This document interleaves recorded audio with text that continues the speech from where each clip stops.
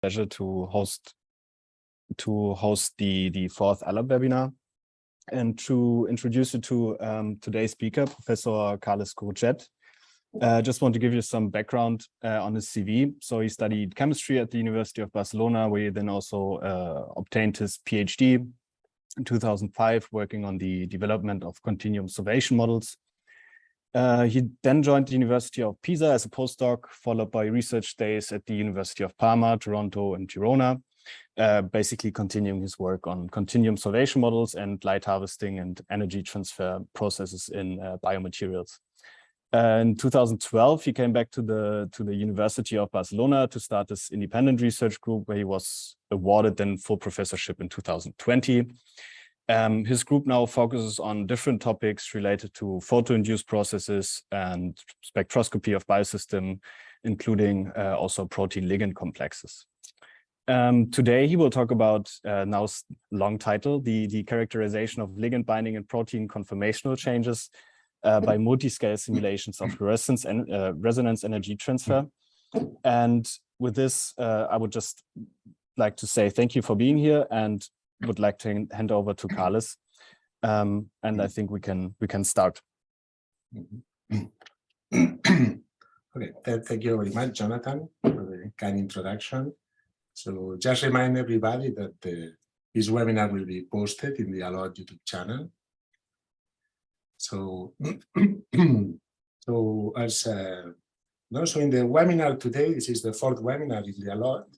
So I'm very happy to give this webinar and to try to give you an overview of what are the techniques we want to contribute to the network, and which is this simulation tools we have been developing to study resonance energy transfer, and more widely spectroscopy in biological systems, taking into account the effect of the environment on these effects.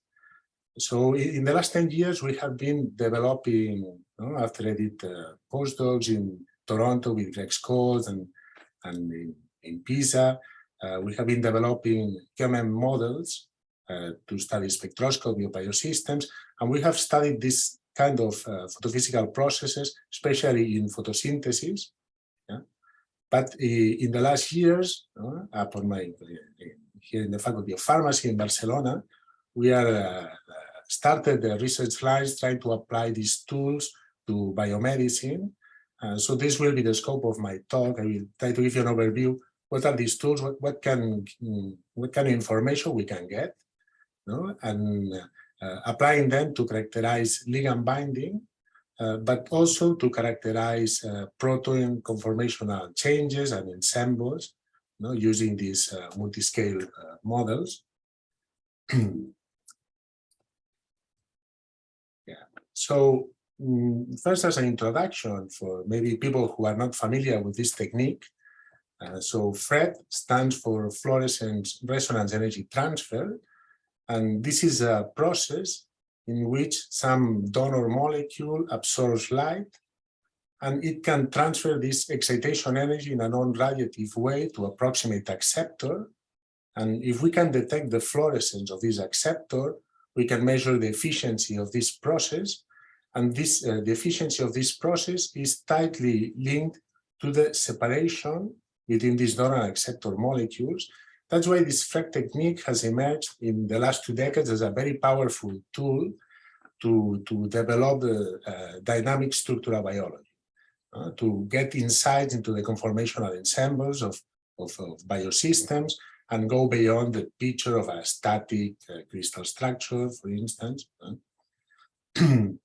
So this process can occur at very long distances, even to 100 Armstrong, and there are some specific fluorophores in which even longer distances can be measured. So this tool has been used a lot to study both intramolecular FRET processes, in which, for instance, in this ABC transporter, you can detect different conformational states in which the substrate bound has a shorter donor acceptor distance than the unbound state. Also to detect intermolecular binding events, or to measure these distances in these complexes. And this technique can be done both at the bulk level, at the ensemble level, but it's also very interesting to perform this technique with single molecules, because then you can go really beyond the ensemble and you can observe different states. For instance, sometimes this technique is used when the biomolecule is diffusing on the microscope, and then you can observe the different populations or different states. And it's also performed by immobilizing the system in a surface. In this way, you can explore longer time scales, and you can observe in real time the kinetics of conformational changes, for instance, protein folding. So it's a powerful technique in this sense. This is what I'm showing is the classical example of Fred, that was studied many years ago, which is the polyproline system. And you can see, for instance, in these histograms, that when this polyproline is very long, 40 units, then the efficiency goes to 0. There are some minor states with a little bit of Fred, but there's almost no Fred because these acceptor and donor molecules are far apart. But then as the chain is shortened, you observe a different distribution of states. And finally, when it's very short, you have almost 100% efficiency. So this technique now I will show you how you can relate this fluorescence, this efficiency of this process to the distance. So why is this strong relation with the distance?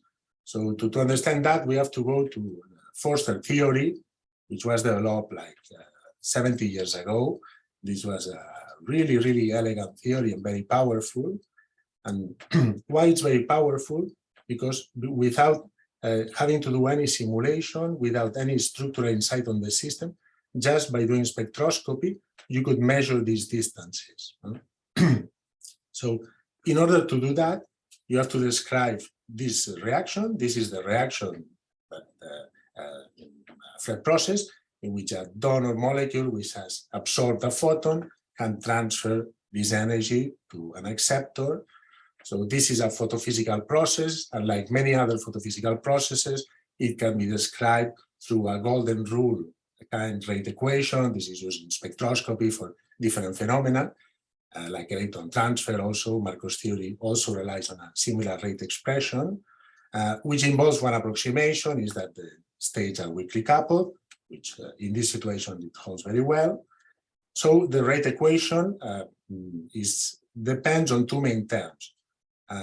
This J term, which describes the spectral overlap between the donor emission and the acceptor absorption. So this condition ensures that there is energy conservation in the transfer. You need to have resonant energy levels for the transfer to occur. So for a Fred process, you can describe this spectral overlap. And then you need the electronic coupling. How strongly coupled are these, the excitation and excitation in the donor and the acceptor? And in a first approximation, this coupling can be described as a dipole-dipole interaction between so-called transition dipole moments of these excitations involved. Because this coupling goes with r to the minus 3, this dipole-dipole term, and the rate goes with the square root of the coupling, this gives the well-known distance dependency of Fred with r to the minus 6. So this is, however, an approximation. When the distances are not so far, you start to have strong deviations from this dipolar approximation. The molecules are not point dipoles, they have a shape, right? And then there is another approximation which had not been studied in detail, and we have contributed quite a lot in this area by studying the impact of the environment screening this dipole interaction, which in Forster theory is described by a simple screening factor that depends on the refractive index of the medium. So now I will go later on these two approximations that is the one that we can overcome with our models. But thanks to these approximations in Forster theory, you can develop a rate expression of this form in which the rate only depends on the distance between the donor and the acceptor, and the so-called Forster critical radius, which is the distance at which you have 50% efficiency, and then the lifetime of the donor. And this Forster critical radius, it also depends on simple spectroscopic observables. This is a radius specific for a dye pair. For each pair of fluorophores, it has a specific radius. And it depends mainly on some constants, the refractive index, this spectral overlap between donor emission and acceptor absorption, the fluorescence quantum yield, and the orientation factor between these transition dipoles. So in most in the applications of FRET to proteins, to biosystems, people attach the fluorophores to flexible linkers to the biomolecule. So then you can assume an isotropic average for this rotational factor that is 2/3, so that you can tabulate a unique value of R0 for a given donor-acceptor pair. So this works very well when you have these flexible linkers which attach the fluorophores. But for instance, if you study a FRET process between a tryptophan and a ligand, they don't have orientational mobility, and this approximation does not hold. So beyond this problem, with FRET you only get a distance, right? So it has been very common to perform MD simulations to try to interpret this FRET data in terms of structures. So try to relate these distances coming from the experiment to these structures. So these have been very successful in a number of situations, but still there are problems in some cases in which you have a breakdown of these Forster approximations. This type of approximation breaks down at close distances. And then there is this other problem of the effect of the environment, which is this hidden factor in the rate expression of Forster. The refractive index squared of the medium is approximately the optical dielectric constant. It's related to the electronic polarizability. So it's about 2 in proteins, in water, in most mediums. But this has a strong impact on the rate because it attenuates the rate by a factor of 4. So the kinds of models we have been developing overcome all these limitations because these skinning effects are not at all constant as described by this skinning factor in Forster theory, or even a little bit more sophisticated approximations that were developed. For instance, assuming an Onsager continuum solvation model, you have a little bit better skinning factor, description of these effects, but this is still approximate. Especially is constant, does not depend on the particular system, environment, orientation. So these tools we have been developing try to go beyond these limits of Forster theory, especially related on the coupling. This estimation of the coupling, which is the key parameter that describes the relation between FRET efficiency and structure. So our idea with these strategies is to compare FRET properties between simulation and experiment rather than the structural data. So we don't want to extract the distance from the experiment. We want to simulate the experiment from the structure and then do a much more fair comparison, which we think is very important in more subtle cases of FRET, like those occurring in a protein ligand complex.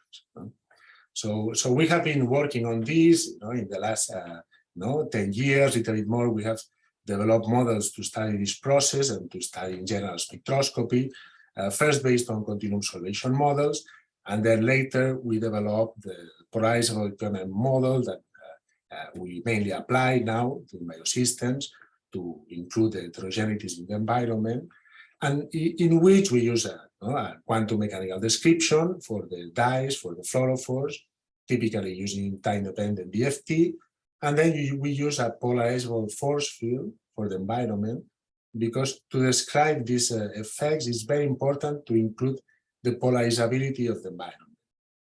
Otherwise, you lose non-equilibrium consolidation effects in this electronic coupling interaction. So you completely miss the environment effect on the Fred coupling. Yeah? So these models are implemented in this kind of model in a local internal version of the Gaussian software, whom we collaborate. We have an agreement to work on the development internal version. So here I will not go much into the technical details, but the main difference compared to Foster theory is that by using these more rigorous models, we compute the interaction between the donor and the acceptor as a sum of two terms, a Coulombic term, which is computed as the interaction between donor and acceptor transition densities, not dipoles. So we take full account of the shape of the molecules. And then we compute the environment effect, how it attenuates this interaction using the polarizable which is given in terms of the induced dipoles in the environment interacting with these transition densities. So in this way, we can define a screening factor, how much the environment reduces this interaction with this expression. So we can compare this screening factor with 1 over epsilon, a common screening factor of Foster theory, like similar screening factor you have in the Coulomb law, right? You divide by the dielectric permittivity. So by doing this, as I say, we go beyond these Foster approximations by computing the interaction between full transition densities. And we also go beyond Foster's approximations in terms of these effects on the environment, on Fred. So how Fred depends on the environment is accounted for in our model. This is not accounted for in Foster model. And we can even understand how the different regions of the environment contribute to this Fred process. So I will not go much more into the technical details of these calculations, but I will try to show you the system we have been applying these tools and how they perform. So I will start by the characterization of ligand binding modes using these Fred simulations combined with experiments. And then I will go you also some results about the structural characterization of protein conformational preferences. So to study, to apply this method for energy transfer in protein ligand complexes, we have started applying them to human serum albumina, and there are a number of reasons for that. So OSGE in the ALLODD project, we also start with this, with a library of ligands, as she explained in the meeting in Barcelona. But this work comes from a previous work we performed some years ago. So human serum albumina, as most of you, I guess you know, is a very important transport protein, which has a variety of binding sites. They are the two most famous, sucrose drug site 1 and 2, but it has a series of additional binding sites. And there have been many studies of lots of ligands using fluorescence to study binding to albumina. And these were collected, for instance, in a review some years ago, which show a distribution of distances derived from Fred for all these ligands. But you can see in this distribution that most distances are between 20, 30 angstroms, and the tryptophan is in this location. There is a single tryptophan in albumina. So this kind of analysis would point to most ligands binding to sucrose site 2, and maybe these other secondary binding sites, and very few to site 1, which seems to be inconsistent with what is known. And the problem in all this data that was compiled is that here the orientational factor between the ligand and the tryptophan is not taken into account. And at this range of close distances, one can expect important deviations in this dipole approximation in Foster theory. Right? So we wanted to see if we could do something better with our multiscale models. And we first started trying to simulate an interesting observation that was done in the laboratory of Miguel Ángel Miranda at the University of Valencia, in which, using ultra-fast fluorescence techniques, they observed a dynamic quenching that was enantioselective for the fluorbiprofen human serum albumin complex. And by enantioselective, I mean that the quenching of the fluorescence of fluorbiprofen was much faster, for like 50% faster for the S enantiomer than compared to the R enantiomer. So this raises the question about these authors, whether there is a different binding mechanism, a different binding site for the two enantiomers, or a different binding mode induced by the chirality. So we applied our methodologies to study this system. And then, so for fluorbiprofen, it is well known that the main binding site is Sudlow site 2. But then it's usually assumed that it has a secondary binding site, also with remarkable affinity, populated like 30–40%, which is supposed in most studies to be drug site 1. But we performed initial test calculations by docking fluorbiprofen in different binding sites and looking at the approximate time scales for FRET. And we saw that it looked much more probable that the FRET arises from this other secondary binding site in these 2A, 2B subdomains of albumina. So starting for the fluorbiprofen enantiomers docked in this binding site, we applied our methodology that we have been using to study photosynthesis, in this case. So basically, to do that, what we do is, after docking the molecule, we perform molecular dynamic simulations. Then, along the trajectories of the molecular dynamics, we compute these FRET interactions. So we compute the excited state and the interaction between the donor and the acceptor along the trajectory with these methods I showed before. And from this data, we can then simulate the FRET rate, the energy transfer rates, and compare with experiments to try to validate these predicted binding modes. Right? So when we did that, the first thing we observed, we performed here, I don't show the details, we performed 5 replicas about 1 microsecond long for each enantiomer. And we find that the binding modes of the two enantiomers was almost exactly the same. This is the relative orientation with the tryptophan to 14. And you can see that the change in chirality only induces a minor change in this phenylalanine, in this lysine residue, but the chromophoric unit responsible for the fluorescence is almost in the same position. So based on that, with Foster theory, you would guess a similar, very similar quenching, but not this 50% enhancement on one compared to the other. So we thought this could be arising from the flexibility. Indeed, in our study, we use molecular dynamics, we account for the flexibility. And if you look at the electronic couplings we computed for these systems, for the two enantiomers, you can see they have strong fluctuations. And moreover, these fluctuations are much larger for the S enantiomer. So this means that the distribution of this electronic coupling parameter, that is the key for the FRET dependency of the rate on distance. So for the two enantiomers, the maximum is at a similar value, about 8 wave numbers, but the S enantiomer, due to the increased flexibility, have a longer tail toward high coupling values, so that the average coupling values, they are bigger for the S enantiomer compared to the R.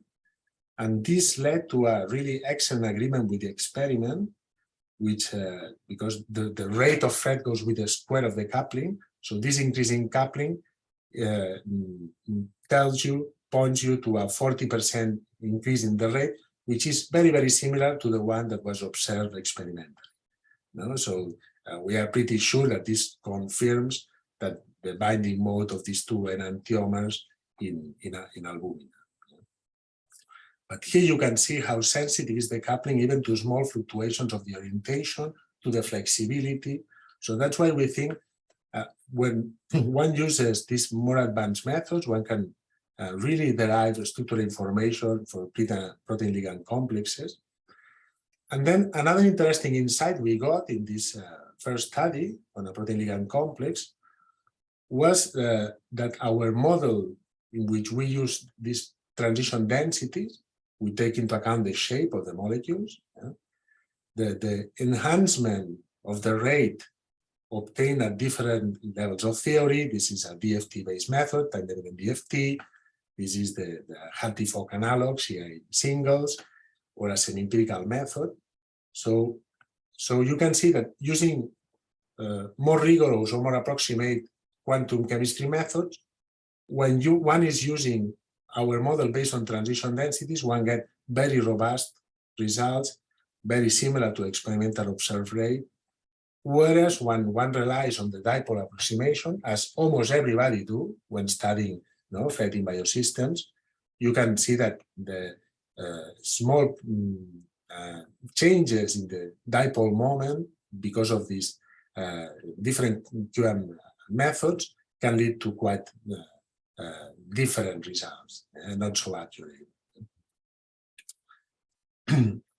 So another thing we observed here was that for that case, the effect of the environment did not change between the two enantiomers. This makes sense because they are in the same binding site. So they experience a very similar skinning effect, which in this case was kind of similar, just slightly bigger than the one described by Forster approximation. Later I will show you this is not the case for a protein, the characterization of protein conformations. And then, well, finally here is also how our predictions in terms of the FRET rate compared to the experiment. So we also get a very good agreement. So in this case, the semi-empirical method seemed to give a really amazingly good transfer rates. This is very difficult to get almost the number, but we believe this is because of a cancellation of errors, because this method overestimate transition dipole moment, they overestimate the FRET. So this is a cancellation of errors. We think the time-dependent DFT estimate is much better. And here is little bit overestimated, the time, the FRET time. This could be due to some small inaccuracy in the transition dipole moment of time-dependent DFT, or to the neglect of a minor contribution. Tryptophan has two excited states that can participate in this process. One is the major contributor, the LA state, but there's another state called LB state, which could increase a little bit this FRET rate. This would not change the main difference, no, but could approach this number a little bit more to the experiment. Right? So from this study, we believe that our method can be quite accurate, and on terms of the simulation. And then sometimes the challenge can be to perform the experiment well, to have the equipment, like in this study, these ultra-fast fluorescence techniques, because measuring the FRET times from the fluorescence decay is much more accurate than measuring the efficiency from the steady-state fluorescence. So now, before finishing this part on protein ligand complexes, I want to note that here we've been focusing on FRET. In this talk, I will focus on FRET. But our multiscale models, they are also good at modeling other spectroscopic properties. We have these time-dependent DFT models coupled to a polarizable QMMM. And for instance, we have applied that recently to characterize the binding mode of Congo red in amyloids by combining docking and the simulations and QMM calculations. So in this case, we try to explain there is a common shift. These are the experimental. When Congo red binds to amyloids, different kind of amyloids, it's not so specific to the particular amyloid. there's this shift that is always observed, this red shift in the absorption, quite strong red shift. This was not known, the mechanism of that. And moreover, for this particular amyloid, there was a proposal of a binding mode with 3-1 stoichiometry based on NMR. But this binding mode was not consistent with the stoichiometry measured in a lab by a collaborator of us here in the department, the group of Raymond Sabaté. And together with another research group, the group of Javier Luque, we performed docking and ND simulations, and we discovered another probable binding mode.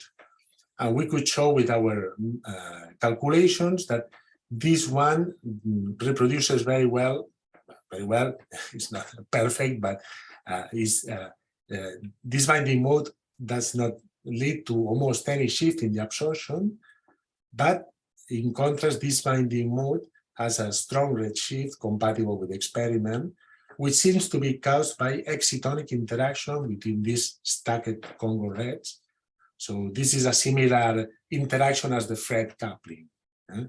When the absorbance of these different dyes, when they are close to each other, they couple and they give rise to a shift in the absorbance. This is well known by people working with polymers, for instance, these kind of effects.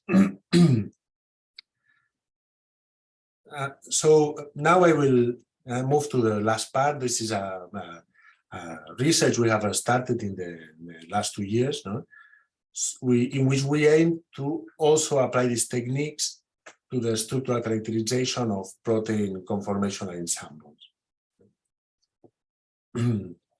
So, as I said at the beginning, FRET is used, quite widely used, to study the different conformational stages in proteins.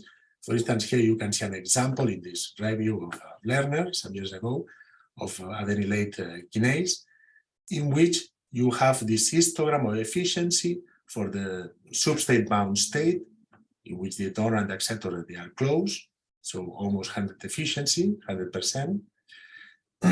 But then if you see the unbound state, you have a main state which is open with lower efficiency, but you can also observe that the closed state is also quite strongly populated. So you can see these two states with this kind of FRET experiments. So as I said, different groups have used ND simulations to try to interpret this state, these efficiencies in terms of structures. So it is very useful to use ND to characterize the states identified by FRET. But it's also very interesting to use FRET to validate these ND ensembles. People working with ND simulations, they know disordered proteins, disordered regions, sometimes are very hard for force fields. The force fields, they are still not that mature, not that accurate to describe disordered regions. So FRET, it gives a very good opportunity to try to calibrate these force fields and improve them. So it's a nice synergy between theory and experiments. And the difference between these other groups that do the simulations, they mostly rely on these Forster approximations, but with our tools, we can include this, go beyond Forster approximations, this dipole approximation, these effects of the environment, scale interaction. So we have first tried to apply our tools to study the conformational preference of calmodulin. Calmodulin is a calcium sensor that is involved in different protein regulation networks. So it can bound up to 4 calcium atoms. And it is known that the conformational preferences change when different levels of calcium are present. This is how this sensor works. So it's really interesting to try to characterize their conformational preference to understand the role in these protein regulation networks. So we choose this system also because there was these very nice experiments by the group of Carrie Johnson in Kansas, in which they tried 2 different fluorophore pairs, the same donor, alexafluor 488, but they tried 2 different acceptors, Texas Red or alexafluor 594, and they observe slightly different efficiency histograms. So in these FRED studies, there's always this ongoing discussion whether the dyes can induce some conformational selection.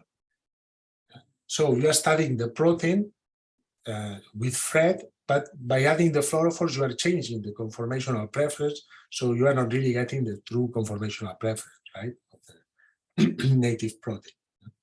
So it was also interesting in these experiments that we have data at low and high calcium concentrations, and also that they provided data with two different techniques, one based on single molecule, in which you have these histograms, which gives you states which are, these histograms, these points are averaged over time beams of minimum 100 microseconds.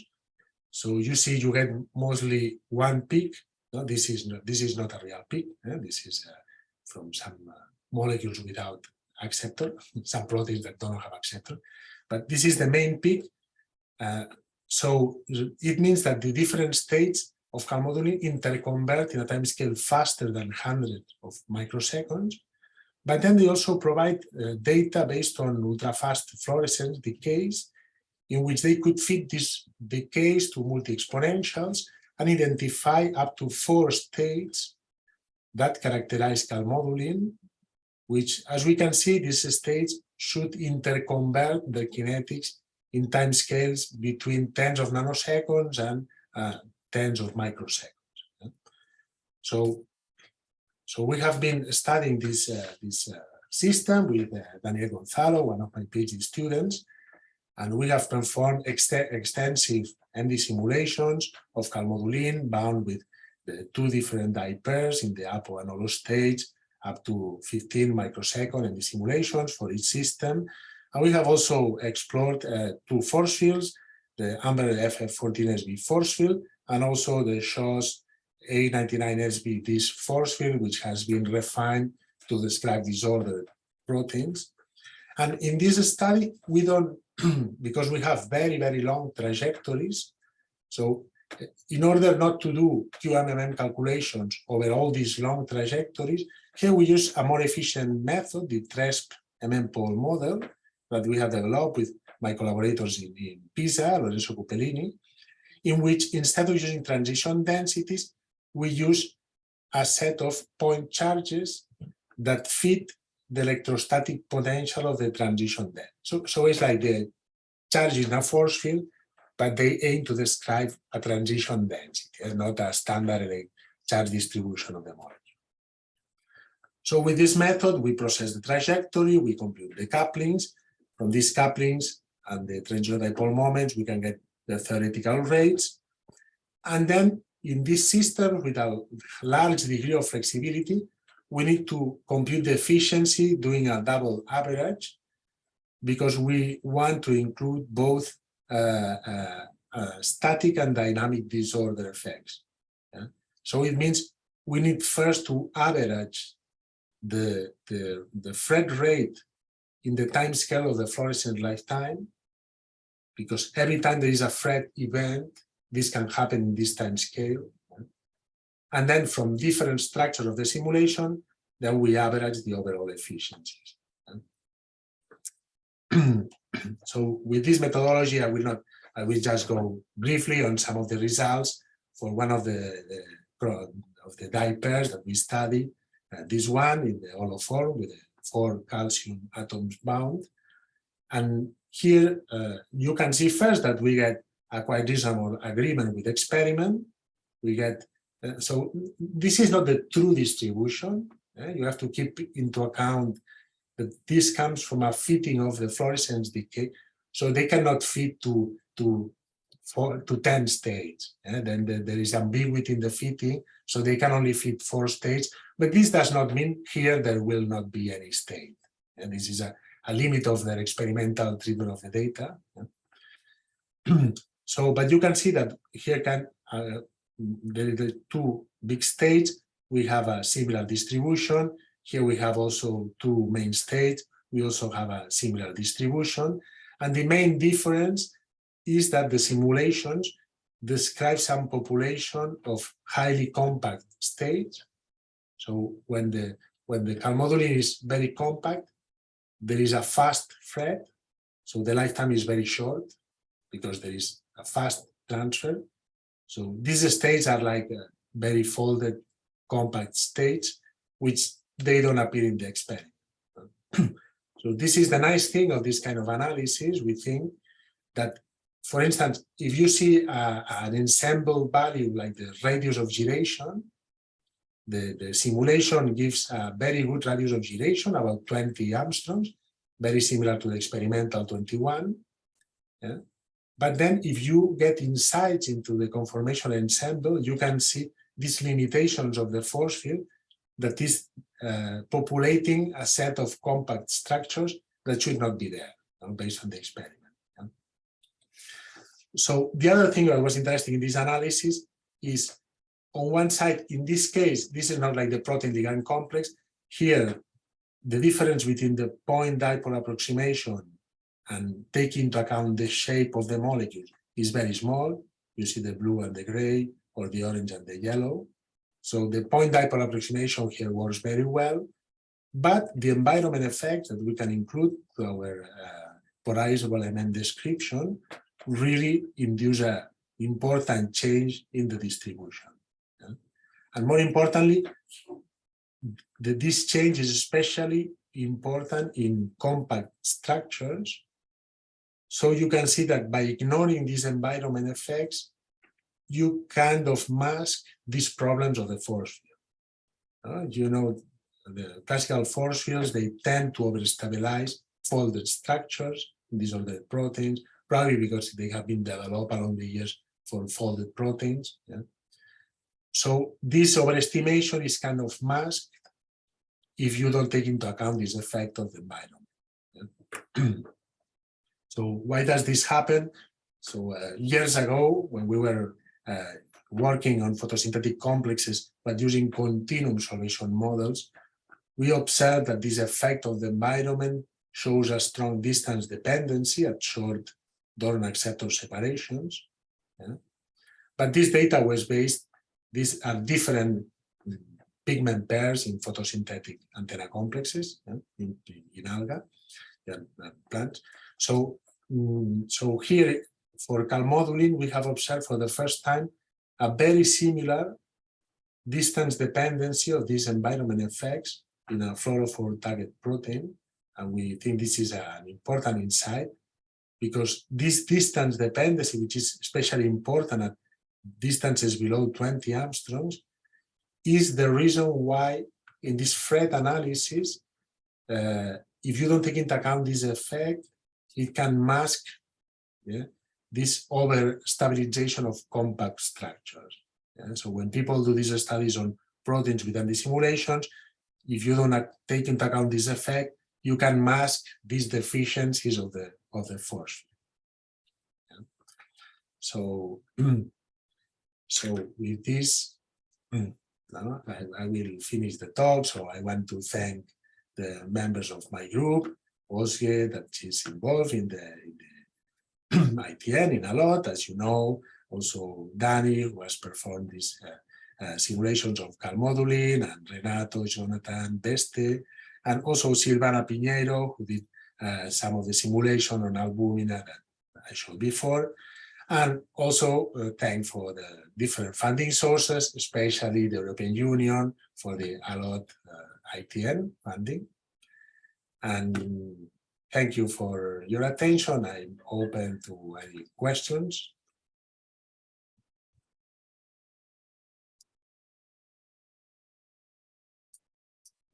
Thanks a lot. Yeah, are there any questions from the audience?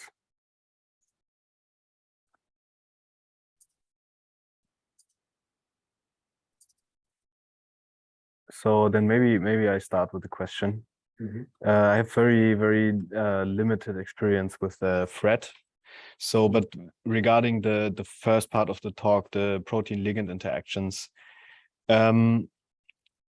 So if I understood correctly, you need, so for FRET, you need a FRET pair. So the emission absorption needs to fit. So how applicable is this to, let's say, a drug discovery campaign where you don't necessarily have a thread pair, let's say? So I think it's more applicable in the stage where you want to find or characterize the binding sites. Because our idea is that maybe a cryptic binding site or some allostery binding site, we can have a reduced library of fragments or molecules that can do thread with tryptophan, right? Yeah. And then we can use that to detect binding and understand where it's binding. Okay. So probably is not, once you know the binding site, you want to get good hits or to optimize the molecules, probably is not that useful at that point. Yeah. So one could also have different fragments and attach a dye to the ligands. This could be another possibility if you want to use other fragments that don't have the suitable properties. This is something indeed that we are talking with Marc Nazare, maybe to do something in this direction in the network. So this is on the side of the ligand binding. Yeah. Then for the fluorophore target proteins, maybe to understand an allosteric conformational change, to characterize these different states. So you can perform this thread technique in a more standard way. To observe if there are several conformations, how the presence of a ligand modifies these conformations or the population of these states, right? Yeah, right. Then maybe connected to this, there's also a question from the audience, but maybe connected to this, how is thread dependent on affinity of the ligand binding to the binding site? Is kind of connected to the question before. So will thread efficiency change if you have a high or low affinity ligand? So if you have a high, so the key, if you want to simulate the experiment correctly, is to know the percent that is bound to the protein. Yeah. So in this case, you need to know the affinity. Because if you have, if you are studying like in what we plan to do, in ALLODD, the transfer from the tryptophan to the ligand, in that case, you would need to make sure that all the protein is bound to a ligand, or know the percent. It would not be that much of a problem to have the free ligand. Okay. But in this case, in this flurbiprofen aluminum simulations, it was the opposite. We studied the thread from flurbiprofen to tryptophan. So in that case, and of course, if there are multiple binding sites, so for instance, in this case of flurbiprofen, you observe a fast quenching that you can relate to this thread process, but only for half of the ligand. And this is because the other half is bound to the other binding site in which the thread is 0. Okay. Yeah. So in that case, that was also compatible with the experiment. Yeah. That there was only there's a fast quenching, but only for half of the ligand. Yeah. So yeah. So okay, there are two. Thanks for answering. There are 2 questions from the audience. You can just ask them or post them in the chat.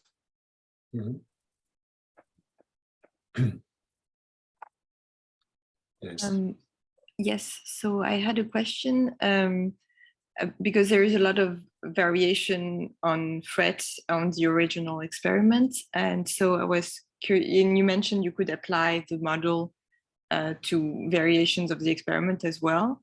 But do you need to modify it in any way? Or so I'm not very knowledgeable in the computational aspect of it. So yeah. So if you used, for example, Brett with bioluminescence, the model need to be modified for that? And is that complicated to do? So I'm not sure if I understand exactly. So you mean modify in which sense? If the model needs to be optimized for a different variation on the Fred experiment, for example. So the model in principle is the same. Yeah. I mean, we have the tool to compute. The key for the modeling is to compute properly this electronic coupling. Yeah? This is the one that describes the distance dependency, right? But then, depending on the experiment, we have to treat differently the data. Yeah. So, the main difference between the experiments can be which dyes that are being used. Mm-hmm. So for this, then you can if you know these parameters of these dyes that you need to put in the model, you can take them from them. They are known for more the commercial dyes. But then if the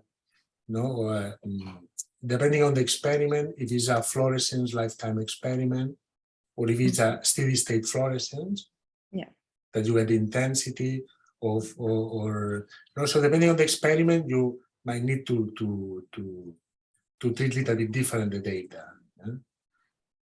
Yes, but it would not be complicated to do. No, if there is only Fred happening. Yeah. The complexity of the spectroscopy of fluorescence is that if Fred is occurring, for instance, when you use these commercial dyes in target proteins or target nucleic acids, they are very strong, absorbing dyes, and mostly you have only Fred. In some other situations, like with tryptophan is a little bit complicated molecule, from the spectroscopy point of view. Yeah. Because you can eventually have other photophysical processes. Yeah. So then it might be necessary to take into account, some photoinduced electron transfer quenching process. So if this happens, it can become much more complicated. Oh, okay. Yeah. Thank you.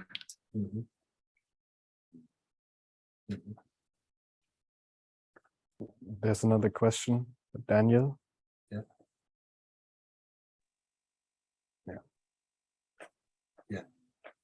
Danny, you can open the microphone and ask. I think it's not working. He's unmuted. And just type it in the chat and I can. Yeah. Maybe he's not. A quick question while we're waiting. Regarding the tryptophan, what are there different amino acids or something else that you can use instead of tryptophan, for instance, if your protein is different and you cannot use the tryptophan? Yes. Yeah. So our first idea here to use tryptophan is because it's the main responsible of the fluorescence in the intrinsic fluorescence of proteins. So you don't modify the protein, but it has the drawback that it can potentially be complicated if some other photophysical process is active. So in a protein, for instance, that have no tryptophan, the other two amino acids that can have remarkable fluorescence is phenylalanine and tyrosine, but they have a quite weak fluorescence, so they would not be that good to do that. Or for instance, if you have several tryptophans, we can still do our analysis. For instance, in photosynthetic proteins, we study systems that have maybe 10 different light-absorbing molecules. But the model becomes a little bit more complicated. We have several tryptophans. So in that cases, the best option could be to attach an extrinsic fluorophore, like is done in these Fred experiments with proteins. So there are some some dyes that use some maleimide chemistry to bind to cysteines, for example. Yeah. So the alternative to tryptophan probably would be to attach a dye. And then you could attach the dye maybe in some region of the protein, so you have this distance resolution that you are most interested in. Yeah. And about this many tryptophan issue, have you studied how this is changing the profiles and the fluorescence and the whole experiment if you have a couple of tryptophans in your protein? Yeah, so if you have a couple of tryptophans, one should have, I mean, it could happen two main things. If the tryptophans are far apart, maybe you have a thread with one tryptophan, but the other will just fluoresce normally. So probably you would find a fluorescence decay with with two contributions, right? The decay, the part of the tryptophan that had no thread with a normal lifetime, and then another one with a faster lifetime. The other option is if the tryptophans are close, probably there will be one with a slightly lower energy, or maybe they have similar energy, so the energy can transfer among them. And then it could be that only one is responsible for the fluorescence, or if both are thermally populated, both could contribute. So we have done this quite a lot in these photosynthetic proteins, but some people have studied protein with several tryptophan. So, but it would complicate a little bit more the analysis. But it can also help the binding mode identification and the binding mode sites identification. If you have more, you could exactly point out the binding site. Or so you could potentially get to longer, maybe cover all the protein. Because the tryptophan is not a very strong fluorophore. So you can get up to 30, 40 angstroms distance, or maybe no more. So you have several tryptophans, maybe you could cover a wider range. So it means if the ligand bounds very far from the tryptophan, you would not see any thread. Yes. So in this sense, it could be an advantage to have several ones. And then as with the tryptophan, the thread is so specific, not only on the distance, but on the orientation. It's not like an extrinsic fluorophore. The ligand has a fixed orientation, the tryptophan also. So we could then model thread from different binding sites to the different tryptophans and try to see which one matches with experimental. Yeah, very interesting. Thank you so much for the presentation. Hey, can you hear me now? Yes, yes. Sorry. So I have a question. In the first part, you were talking in the cell albumin about the coupling between the tryptophan and the ligand. You were showing some results for Thindo and also time-dependent DFT. Like, well, it was a change, no, in the values of the energy. So in the part where it was just the dipole, Yes. I would not expect that much change. So it's about the coordinates, no, of the vector of the transition dipole moment. Exactly. It's about the slight changes in the orientation. Exactly. So here, no, I guess you refer. Yeah, exactly. So the thing is that this is because the transition dipole moment changes a little bit the direction in the molecular axis. Okay. So and this change, it has a drastic effect on the coupling. So it's not about that. Maybe with the different different methods you are like mixing the states or not differentiating well the states, or it's about just the orientation? In this case, it's not because of that. No, we analyze the state to be sure. Yeah, exactly. We have the clean states, and no. Of course, if you have mixing of the states, then everything gets complicated. No. Yeah, exactly. No. Here is just a fact that some empirical methods, CIS, don't describe well the direction of the transition dipole moment. Okay.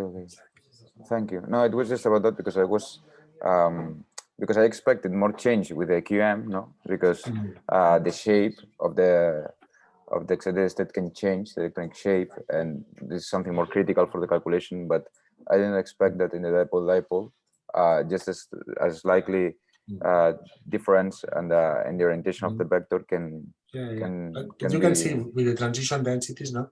Exactly. We get very similar results. Exactly. Yeah. They are much more robust. If you take the chart distribution of the molecule, but if you only get the dipole moment, now this is much more sensitive.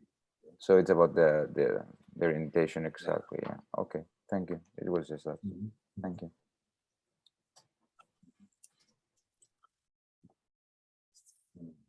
So I hope the seminar was not too quantum chemistry for a lot of audience.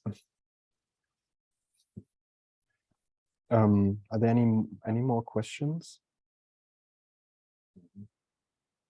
Otherwise, I would say we close the seminar.